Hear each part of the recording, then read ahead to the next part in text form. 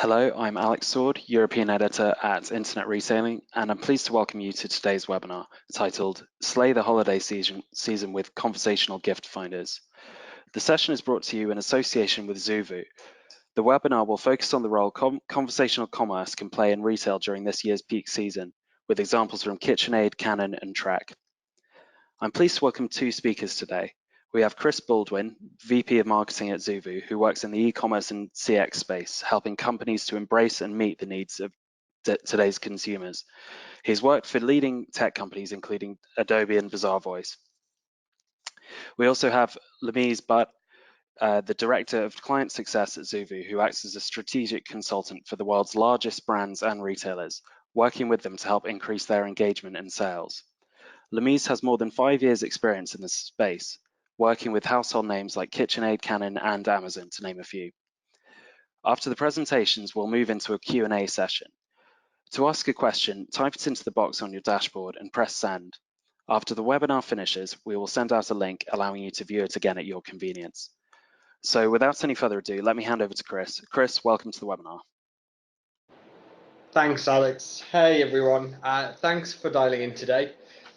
Like Alex mentioned, we're going to be talking about how you can get more out of the holiday season using a conversational commerce strategy. And it's a topic that I'm pretty certain it's going to be front of mind for all of us. Now we're in mid-October, and as well prepared as we all inevitably are, there's always more to be gained.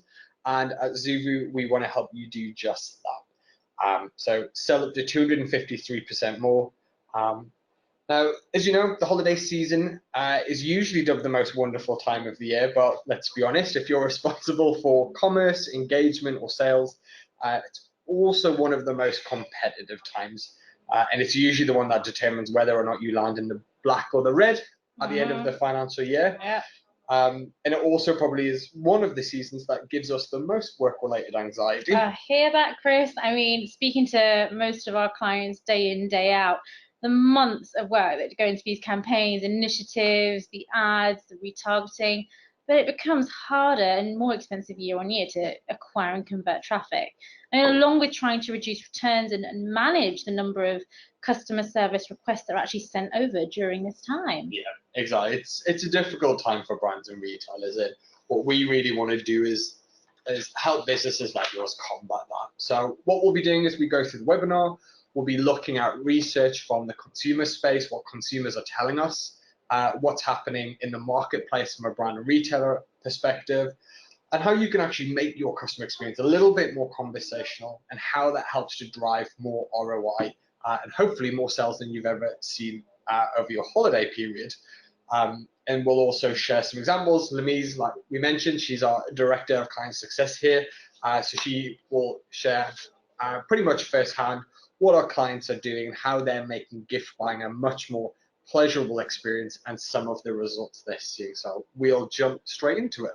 Well, I mean, firstly, you know it's Christmas when you see the roses and celebration boxes in your local Tesco. So the holiday season is nigh. It's upon us. Yeah, it's upon us. So we know that shoppers are feeling overwhelmed. There's actually a study PayPal ran recently, and it revealed that consumers think buying gifts is one of the most stressful parts of the holidays. And the stat, as you can see there, 59% of consumers find it so stressful that they'd rather do a multitude of the boring tasks. I've got a few here. I think one in 5 baby bloomers or Gen X would rather go to the dentist than look for gifts. I mean, a root canal other than shopping? Okay. It's pretty grim. And this one was my favorite. 19% of millennials would rather text with their boss. I mean, come on. So they're pretty compelling statistics, and Lemise and I are making fun of them. But the reality is that most digital experiences or most website experiences suck. Yep. They're not built for the shopper in mind. So this is an example of a pretty average journey in the holidays. Cameras are one of the most gifted items of the holidays. And as you can see here, I'm feeling pretty generous. My dad's asked for a new camera for the holidays. Lucky dad. Yeah, he's newly retired. He's getting into photography, but I'm not a photographer. The only camera I own is on my phone. So like most consumers, I head straight over to Amazon, type in cameras, and you probably saw that I was faced with over 30,000 options, which is just way too much. So try to narrow it down. I changed the search for cameras for beginners, 2,000 options.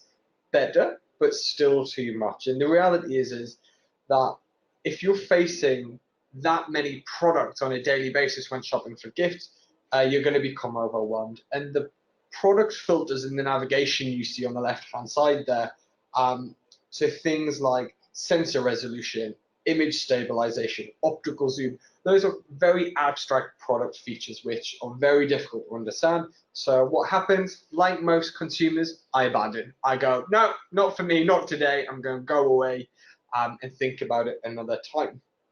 And what's happened in that moment is Amazon has failed to convert me. They failed to get my share wallet. And all because fundamentally, I still don't know what I'm looking for. I don't know what I want as a gift. The experience didn't do anything to assist me. This happens across, multiple verticals, right? Multiple industries. We're talking cameras, prams, moisturizers, running shoes, laptops. It's the exact same poor experience. So purchasing items for ourselves can be difficult, but the added pressure of buying for someone else, especially around the holidays, just becomes even more taxing. Yeah. I think one of our clients over at T-Mobile said it best. You can see it there, expecting customers to manually sift through countless browser pages to find the right products is an outmoded concept. It's slow, frustrating, and frequently ineffective. And why is it ineffective?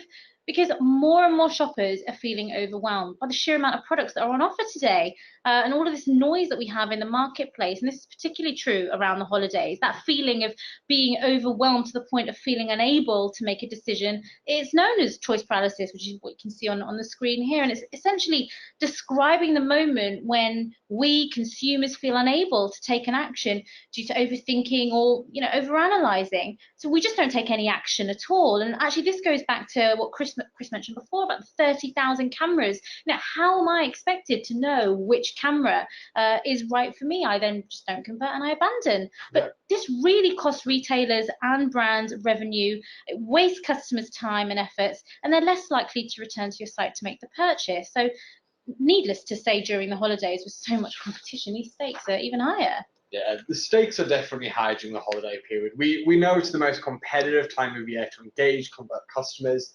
And here it is straight from the horse's mouth. So some of the latest research shows that 29% of consumers say there's simply too much choice online. And interestingly, some recent stats that came out of Caltech on the psychology of purchase decision making, they found out that actually when you're looking to make a purchase, the ideal number of options is between 8 and 15. Yeah. So 30,000, like the example I showed, we've got a little way to go as businesses to help our consumers. And that's effectively what a conversational gift assistant does. Yeah. And that's what embracing a conversational commerce strategy will do. It helps you curate a recommended shortlist of products based on a conversation with your customer that delivers what they need. I think this is something we've all experienced to some degree at some point in time. You've got half of consumers saying that the added pressure of the holidays leaves them feeling, worried and overwhelmed about getting the wrong present. And this really is, as you say, Chris, where we come in. Consumers are blaming us as brands and retailers for not making the experience easy enough. And there's this huge gap between the expectation from us and what's actually being delivered. Yeah, I think this is probably one of the most painful and worrying stats, but it just goes to show the size of the disconnect. And that 71% of consumers, they actually admit to totally abandoning a purchase, switching to a competitor for the simple fact they have a better CX. No other reason. Yeah. It's easier, it's more seamless, and it's faster to find what you're looking for. And actually, that percentage is all fair and well, but it represents a huge amount of That's a scary stat. That's a really scary stat. Yeah. And this is what it looks like in monetary terms. So what we wanted to do is actually just showcase how that translates into missed opportunity for revenue. So let's say your average order value is around $60. And during the holiday period, you sell 180,000 orders online. With your gross sales revenue is obviously going to be around 10.8 mil. But if you apply that 71% drop-off where you've got consumers just abandoning, they're not making a purchase, they're going away, they're going elsewhere, the revenue you're missing incrementally is over $7.5 million.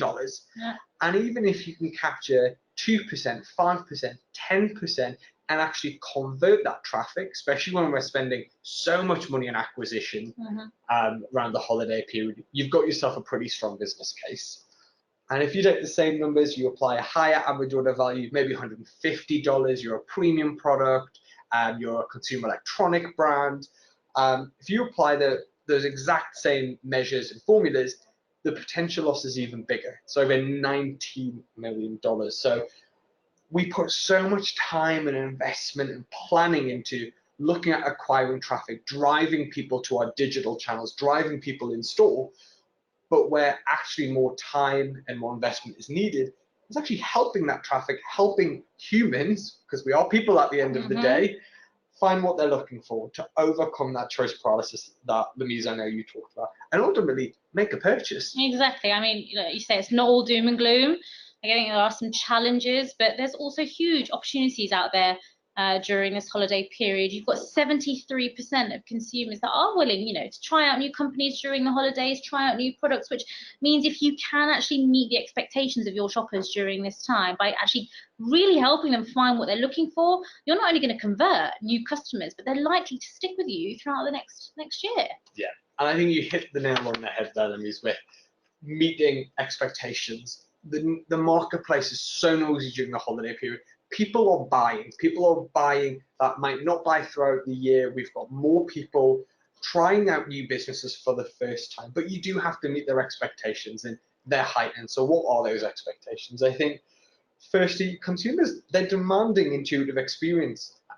They want businesses to recognize and deliver on that increased demand for convenience. They want easy routes to purchase, whether that's offline, online, and for those experiences to be seamlessly integrated. A lot of us will research online, go in store. Some of us prefer to go in store, look around, then go online. Ultimately, consumers are so tired of searching for the perfect gifts, the perfect product. They want the perfect products and gifts to actually find them.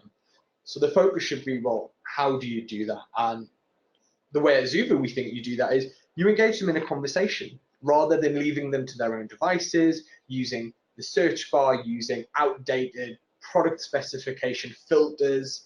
There's a reason ultimately why conversion in brick and mortar stores is around 40%. Online, it's less than 2%. And one of the key reasons for that is in store, you can ask a sales rep to help you if you're struggling, but it's difficult on your digital channels. But if you can replicate that personalized, assisted experience, you're going to guide more customers and you're going to sell more than you ever have. You're also going to reduce your abandonment and more critically return rates. There's only one thing worse and more expensive for retailers during the holiday period than not selling. That's selling and having the consumer return that item. So let's take a look at some of examples of our clients and how they're really embracing that conversational commerce strategy.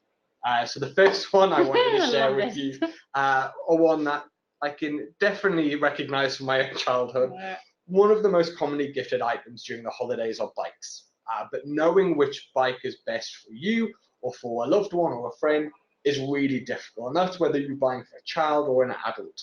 Unless you're a pro, unless you're very experienced cyclist, you're not going to know which bike frame is best for you, what gear changing system. Before Louise and I came in, we were talking about bike frame materials, whether it's aluminium or some other newfangled material. And the typical filtering and search experience on most brands' websites isn't going to help you there. And our client Trek Bicycles, actually, they realized this. And they knew that by finding out what mattered to consumers, finding out a little bit more about them, all they had to do was ask their customers, and they would find out and could sell and convert more. So Trek actually created a conversational assistant.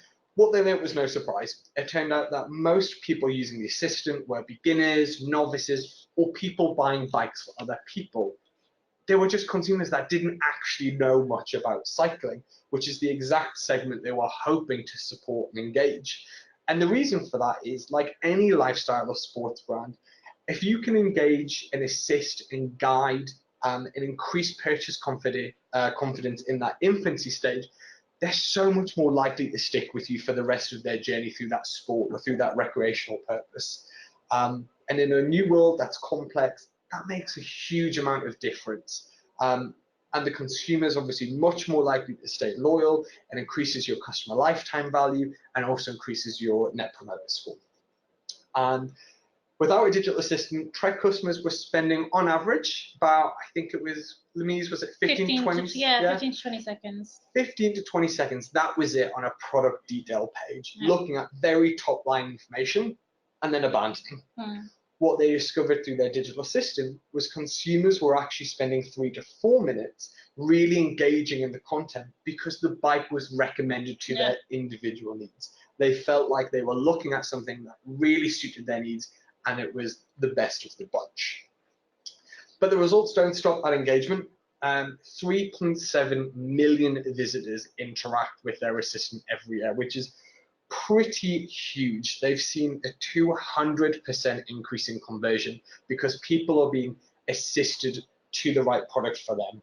And they've also managed an uplift in their average order value to the tune of around 14%, which obviously a bike's a pretty expensive considered purchase. So at the end of the day, that's dollars in their pockets. Now, the reason Trek have seen results like this is because they understood that to grow their e-com sales, they had to go beyond the traditional search filtering experience. Trek actually place entry points for their assistant all over their website. So it doesn't matter what part of the customer journey you're in, it doesn't matter where you are on the website, they have entry points into this assisted experience on the home page, on the category page, even in the navigation bar. So, you know, we're pretty pleased with these results. I know Louise is.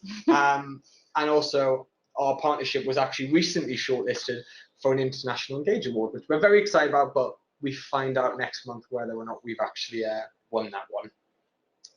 Now, interestingly, one of the insights that Trek learned in their first few weeks of launching was their first question was actually causing customers to drop out and abandon. So it was the exact opposite of what they were trying to do. And the reason for that was their original question that they selected was, how rad do you want to get? Now, that question is perfectly pitched for an experienced bike rider, and it's very on brand. But if you're a beginner or you don't know much about bikes, maybe you're buying a bike for somebody else, this question really doesn't speak to your level of experience. So lots of people were actually just clicking out. I mean, honestly, how rad do you want to get? Like, it always sounds incredibly American, but I am an avid one reveler. I, am at spin classes.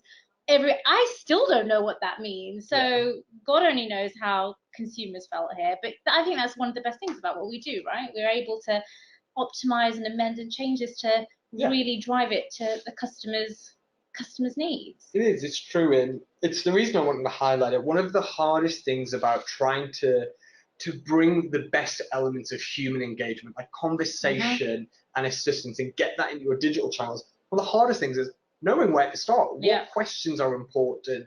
How do you ask them? How do you know which questions are performing, which ones aren't?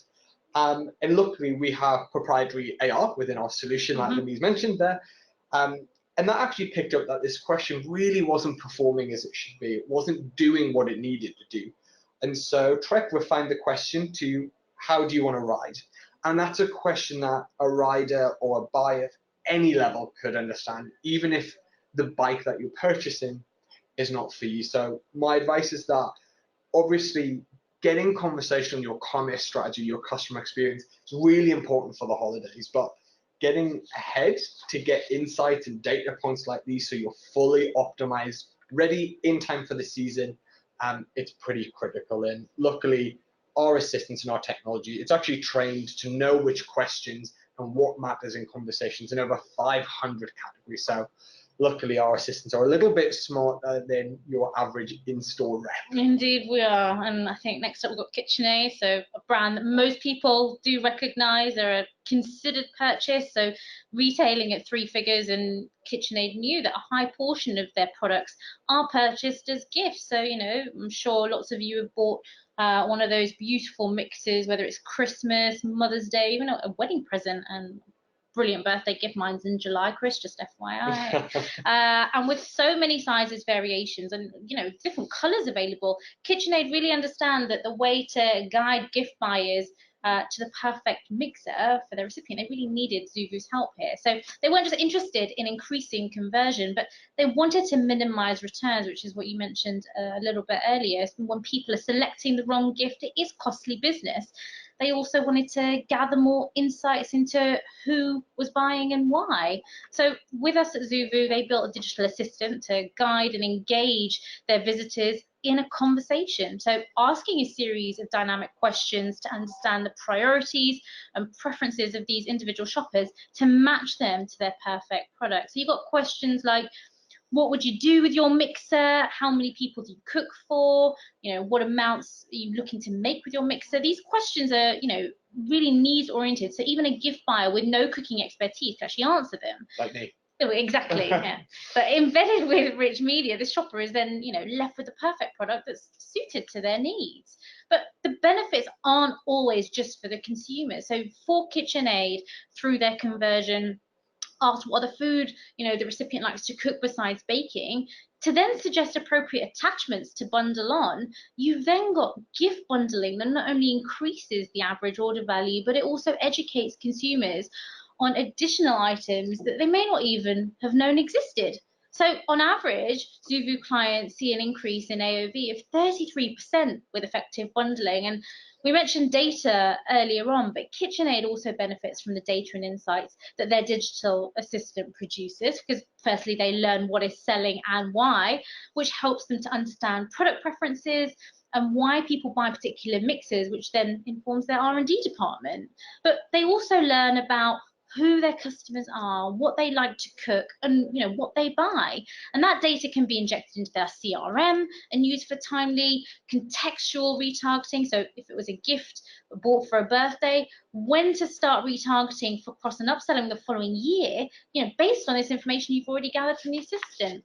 You can then see the ROI on the screen there. KitchenAid has rolled their assistant out to seven markets and 5 languages, and they've seen a huge increase in AOV, the click-through rate, and conversion. It's one of my favorite ones, even though I know nothing about cooking. I think probably because that would be something I would actually need help with. Yep.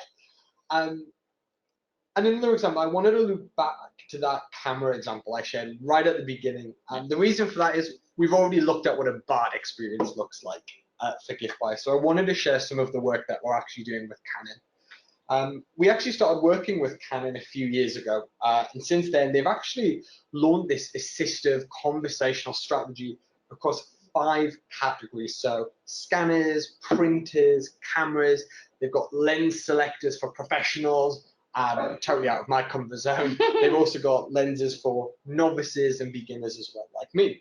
And all of these assistants benefit from that dynamic question and answer flow and all of that artificial intelligence, which really feeds the technology and reacts to how the consumer is behaving. So that when you ask a question like, describe your level of expertise, if a consumer says, hey, I'm a beginner, I have no idea what I'm doing, they're never going to be surfaced with a question that's totally outside of their comfort zone.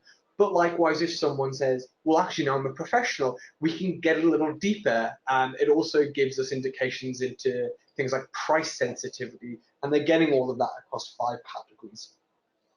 Obviously, the customer doesn't see that, though. To them, all they see is a really nice, clean, seamless experience that makes their lives easier, makes the path to purchase a little bit quicker.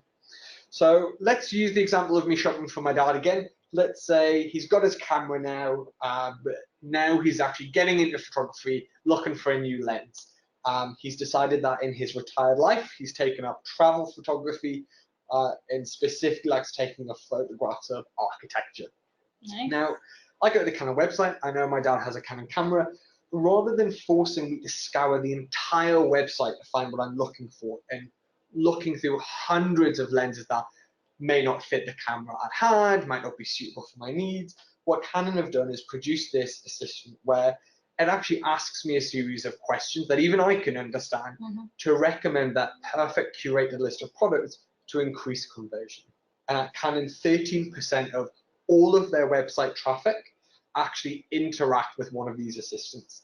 Their click-through rate has gone up 70%, and people will go onto a channel vendor to complete their purchase. So they've seen some pretty astonishing results. That is awesome. I think Canon's definitely one of my favorite examples, and I think this is definitely the last one we're going to share with you. Everyone could probably go and buy a camera now for Christmas. You're welcome. So to summarize, getting ahead really is possible for the holidays when you firstly ease the struggle in choosing the right present. Secondly, you make gift shopping fun and stress-free for everybody. That would be my nirvana. And third, you analyze how people choose these different gifts and actually use this data to feed back into your marketing strategies. And this gifting industry depends largely on social trends, and consumer research really is vital. It can shed light on the key changes that make a big difference between commercial success and failure. Yeah, and I guess what I want to really focus and end on is that, having that assistive conversational strategy, it's not just for the holidays. Generally speaking, not all shoppers are experts. And so if you can simplify the buying experience and actually make it easier for consumers to search for your products, make it needs oriented, that also doesn't just help you with conversion engagement right off the bat. It has a series of incremental results that grow and build. It's one of the main reasons consumers will or will not buy from you. They will come back to you and they recommend you to others. And some recent research by the Corporate Executive Board actually outlined the incremental value increases you get from simplifying that purchase decision process. So if you can increase simplicity by 20% by making path to purchase shorter or easier, your customer loyalty actually increases 66%. Yeah. And the likelihood that someone is going to recommend you, leave a positive bit of user-generated content online, goes up to 78%. So it's not only those immediate results in ROI that you're going to see.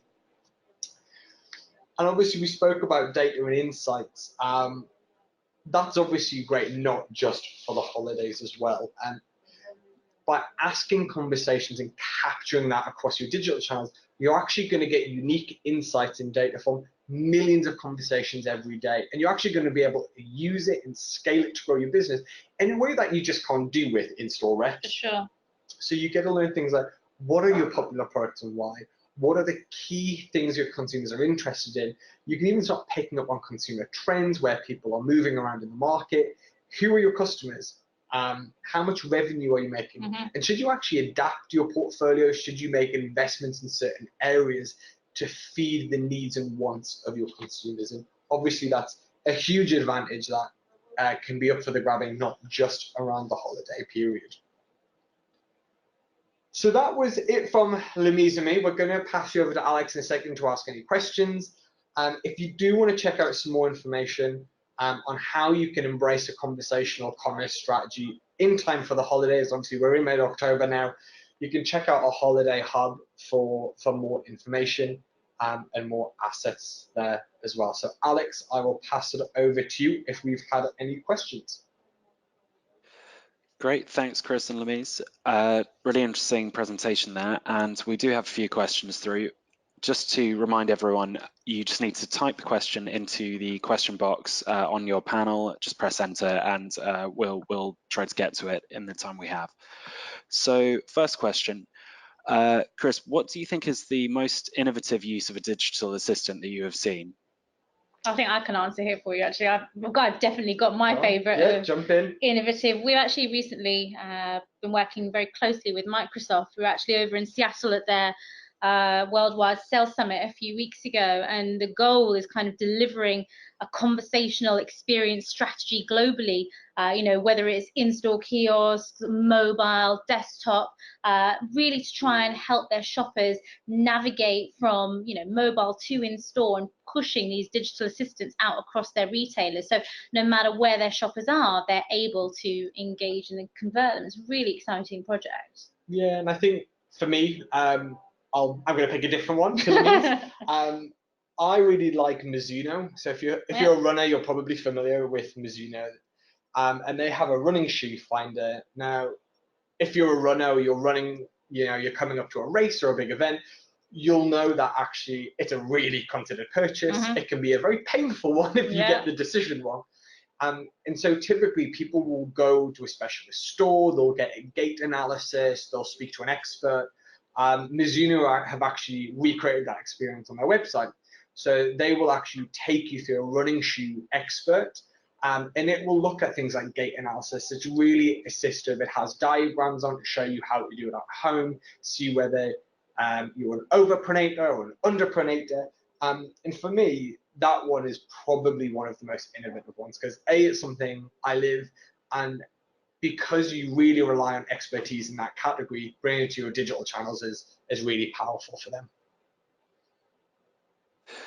Great. So we've got how customizable can you make the experience? That's an interesting one. I think every part of kind of our assistance and our platform can be customized to match your brand and the experience that you want to deliver. So some of our clients do custom work to produce really beautiful kind of looking assistants, but we also have great looking off the shelf templates too. So if you've got kind of a need for speed, as it were, you can get up and running without sacrificing the look and feel. And we can simply add your brand colors, fonts, imagery, and then copy and paste integration. So it's a really seamless process. Yeah. Great. One listener has asked, so I've observed most assistants have a single question per screen, and one needs to click the next button each time to navigate. Is this basic UI/UX study? And would all questions on a single page not be a better bet? Yeah, so it really depends. Like Louise was just saying, the experience of the assistant and the way it looks and feels, it really does differ depending on who's built it, you know, whether you're getting something right out the bat or you want to do custom integration work. So it is always from one page, and whilst it looks linear, the decision tree maps and the conversation flows in the background are actually much more complex. So there's a few examples on the website. If you head over to the Zuvu website, we've got quite a few live examples, everything from dog food to jewelry. So if you want to have a look at some different examples, coffee machines, that sort of thing, I would go and look on there. But yeah, totally customizable. It doesn't have to be one question at a time. Great. Another question, how do clients see such a big increase in conversion? Numbers like 500% seem high. Yeah, you're right. They are high, and the biggest way to increase the ROI of getting conversational and putting a conversational on across your digital channels, it actually simply comes down to how visible you make it to your consumers. For sure, that is so true. Yeah. I know Louise has actually shared an analogy with me before in the conversation she's been having with our clients, which is if you own a physical store, you are always going to put your best sales rep either right at the front of the store or where you want to make the most sales. And if you're looking at increasing sales or e-commerce sales are really important across your digital channels, it's all about making that assistant really visible. And that's where our clients see the biggest jumps in ROI. So things like the Trek example that I shared, things like Canon, where you've got huge amounts of their digital traffic engaging. That's where you're going to see those results.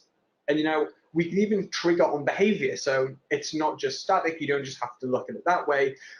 We can actually pick up on things like website behavior. So if you've got a consumer who's opening loads of tabs, they're clicking around, and it's indicative that they're going to abandon or they're struggling, we can actually surface a digital assistant to say, hey, actually looks like you're struggling. Do you need a little bit of help? And it's typically those sorts of initiatives that works really nicely. And that's how you see the biggest and the best results. Great. We've got a question. My agency tried to create something similar but failed. How is Zuvu different? Yeah, so I'll be honest, most agencies can create something absolutely beautiful. Typically, they're really well integrated with your business. The area that most agencies struggle with, and I would probably assume that this is one of the reasons this particular assistant has failed, is actually translating those abstract technical specs and product features. That's the part that's really difficult. It's how do you translate things like aperture, image sensor, RAM, CPU, things like that, which you get for laptops and cameras.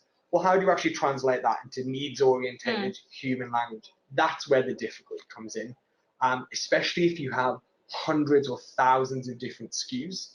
And that's where the power of our technology comes in, because we have conversations that are trained in these categories. The time to value and the time to ROI is much shorter than if you were trying to do that yourself.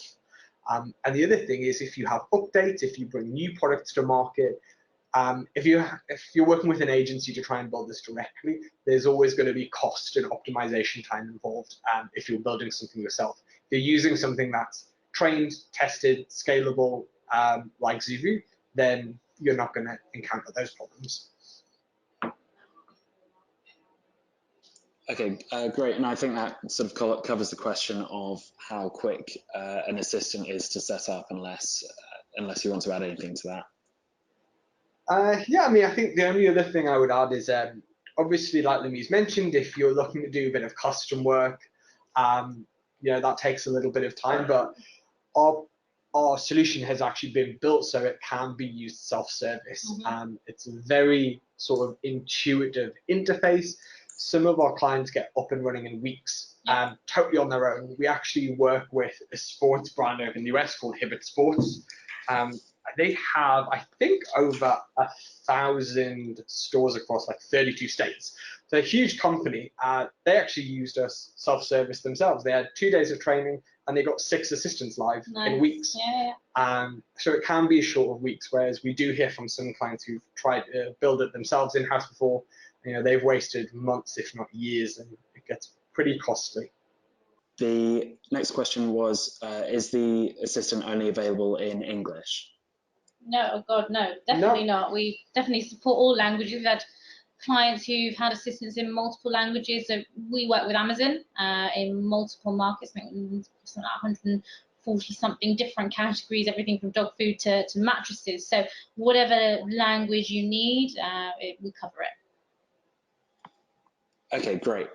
So I think that's all the time we have for today. So I'd like to end the webinar by thanking our speakers for their presentations, and just to remind everyone that we'll be following up with email details to and a link to the webinar that you can access at your convenience. So thanks very much for listening, and goodbye. Cool. Thanks, everyone. Take care. Bye-bye.